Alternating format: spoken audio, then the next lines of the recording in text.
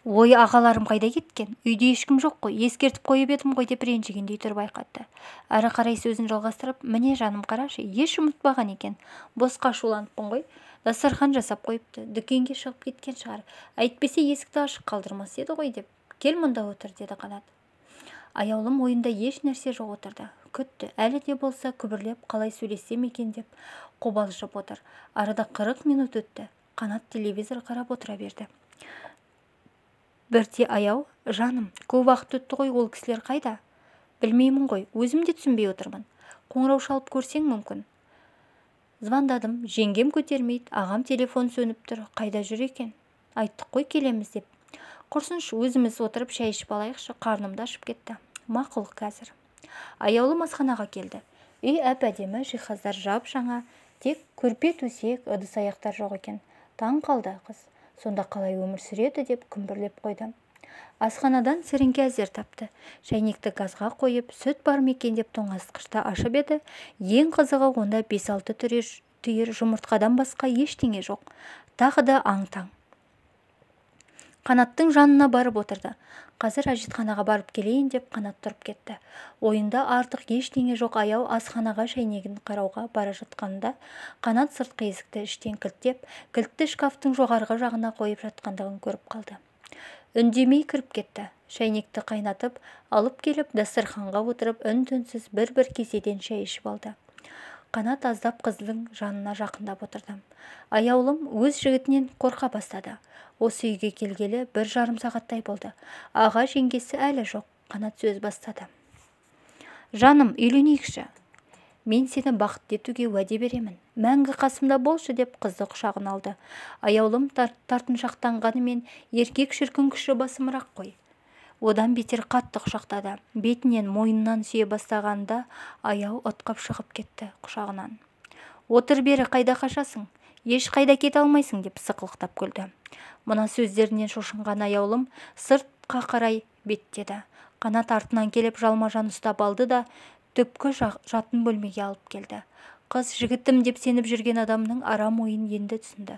Қанша қарсыласқанымен алып денеге төтеп бере алмаған қыз тек жылап қана жатты. Қанат өз ісім болғаннан кейін тағы да мысқылдап күліп: «Иә, сенің қыз екеніңді білгенмін. Сол үшін мұнаның бәрі. Сол үшін. Не болды? Жақсы актер шыға ма менен?» «Қалай ойладың? Сендей түгі жоқ жетім қызды мен қайтем? Не үшін керексің маған? Ақымақ екенсің өзің. Я әке-шешең жоқ, я артыңда іздеуің жоқ. Сенің қай жеріңе қызығуым керек? Тек ешкім түртпеген арыңа қызықтым. Я, мен ойлағандай болды бәрі. Рахмет саған күнім». «Қанат, не? Менің ешкім жоқ екенін біле тұра осылай жасағаныңа сене алар емеспін. Мен саған сендім қой, Қанат. Сендім саған. Неге алдадың? Не үшін барлығы?» «Ой, ақымақ, әлі түсінген жоқсың ба? Сен мен үшін ешкім емессің, тек кайф беретін ойыншықсың. Ұқтың ба? Артында ешкімі жоқ қой деп аласың. Маған айтшы, не істей аласың маған?» «Менің ағам бар». «Ха, ағам бар дейді. Түрмедегісін айтасың ба, әлде қатынның айтқаннан шыға алмайтын Русланды айтасың ба? Олардың сенде жұмысы жоқ. Сен ешкім емессің, жетімсің, күңсің. Осыған дейінгі сыйлықтармен мына бүгінгі үйдің өтемін осы бір тамшы қаныңмен қайтардың деп есептейік. Боссың». Аяулым киімдерін қолына қалай іліксе солай киіп алды да алды-артына қарамай қарғыс атқыр үйден қашып шықты. Көйлегінің әр жері қызыл-қызыл қан жұққандай көрінді, бірақ есін жинай алар емес. Жүгіре берді. Аяқтары да ырқына көніп тез жүрші деген жалынышты үнін тыңдамай шаршап талып барады. 1-2 сағатқа ғана алатын жалдамалы пәтер екенін қалай ғана білмеді екен. Қайдан білсін, ақымақ қыз ондайды өмірінде көрмеген. Кейін ғана байқады. Білгенмен не пайда, бәрі де кеш. Солай ағыл-тегіл жылап келе жатқанда бір көлік келіп бейкүнә қызды қақты да кетті. Ең өкініштісі, ол көлік жүргізушісі адам қаққанын біле тұра тоқтамастан зуылдап өтіп кетті. Қыз ес-түссіз, көйлегінің кей жерлері ғана емес, қазір қыздың жатқан жері түгелімен қып-қызыл қанға боянды. Машиналар әрлі-берлі өтіп жатыр, бірақ жолдың шетіне қарай шығып қалған қызды ешкім байқар емес. Аяулымның есі бір кіріп бір шығып жатыр. Бір керемет бөтен әлемде жүргендей. Аспанда ұшып қалқып жүр. Бала кезіндегі құрбысы Айсұлуды көрді. Бұлттан бұлтқа секіріп ойнап жүр. Еш алаңсыз, еш мұңы жоқ, қайран жастық шақ. Осы бір тамаша жап-жарық әлемде аяулым анадай ұзақ жерден әкесі мен анасын көрді. Тездетіп жандарына баруға асықты. Қолын созып жүгіріп келеді, бірақ жете алар емес. Оларды көріп қатты жылап келеді. Әке, апа, қатты сағындым ғой сіздерді. Мені құшағыңа алшы, әкетайым, мені еркелетші. Әкешім деймін, тоқташы, қайда кеттіңдер? Мен жете алар емеспін, апа, күте тұршы, қазір жетемін, күтіңіздерші мені. Тастамашы, анашым, бірге ала кетші, қайда барасыздар? Сәл күтіңіз, жетемін ғой. Әке, апа, тастамашы, күтші. Осылай сандырақтаған күйінде аурухананың бір бөлмесінде жатып көзін ашты.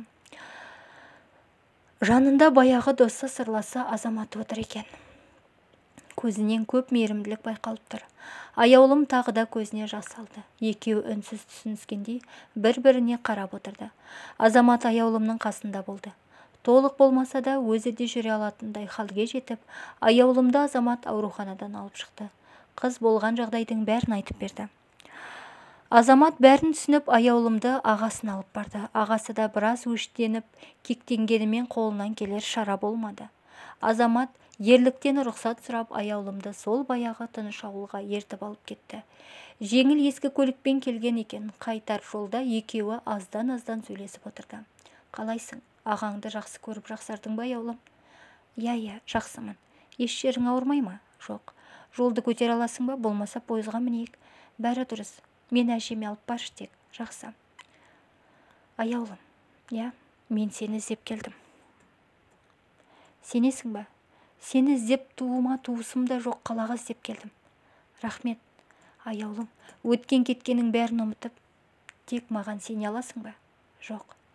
Я, түсінемін, ауылға барайық, баяғы күніміз әлі-ақ оралады. Әлі-ақ жазылып бәрін ұмытасың, тек менің қасымда, біздің ауылда болсаң болды. 2 жыл өткен соң, аяу қалқам, сиырлар келді ғой. Қазір әже, міне шықтым. Алтыным сол, сен болмағанда қайтерем? Мен болмағанда Азамат сауар еді ғой, онда тұрған не бар?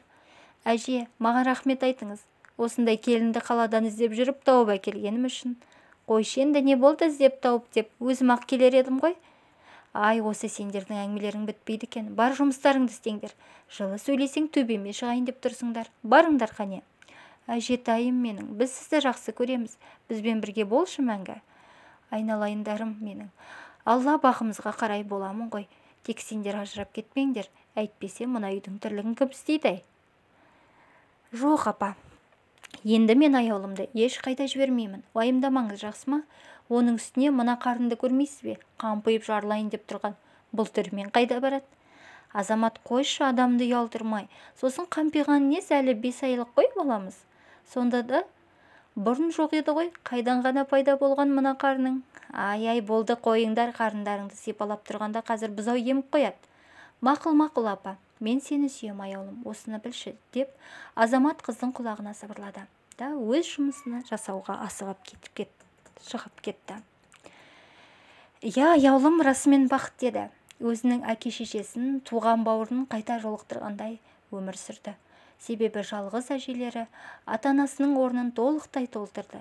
Ал жолдасы Азамат үйленер кезде күйеуіңдей тіреу, ағаңдай қамқор, досыңдай сырлас және балаңдай ерке боламын деп уәде берген болатын.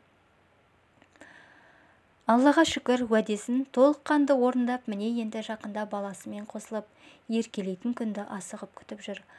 Аяулымның түсінгені, өмірде қанша жолың болмай, тағдыр қатыгездікке жолықтырса да, тек бір Аллаға сеніп өмір сүру керек екен. Сол бір қорқынышты күнде маған Азаматты жібергенде, бір Алла екенін аяулым қазір мойындайды. Әр апта сайын ата-анасына Құран бағыштап, ағасының аман есен шығуын тілеумен жүрді.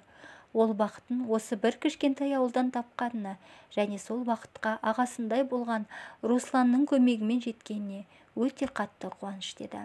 Бір жамандықтың артында 2 жақсылық күтеді деген осы екен. Достар, сіздермен бірге болған Арайлым Ерсайынқызы, каналымды қолдап, тіркеліп кетулеріңізді сұраймын.